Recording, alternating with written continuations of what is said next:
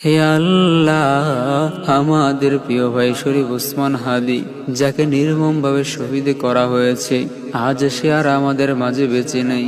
শরীফ ওসমান হাদি অন্যায়ের কাছে মাথা নত করেনি। যে হাদি সত্যের পথে চলতে গিয়ে জীবন দিয়ে দিয়েছে, তুমি তাকে শহীদের মর্যাদা দান করো। হে প্রভু, আজ তার মা বাবার বুক খালি, তার স্ত্রীর চোখে ঘুম নেই, তার সন্তানরা আজ বাবাকে খুঁজে ফিরছে। তুমি তাদের হৃদয়ে সবরের পাহাড় ঢেলে দাও। যারা তাকে অন্যায়ভাবে শহীদ করেছে, যারা রক্তের উপর হেঁটে ক্ষমতা দেখিয়েছে, হে আল্লাহ, তুমি তাদের মুখোশ খুলে দাও। এই দুনিয়াতেই তুমি তাদের বিচার দেখিয়ে দাও। হে আল্লাহ, এই শহীদের রক্ত যেন বৃথা না যায়।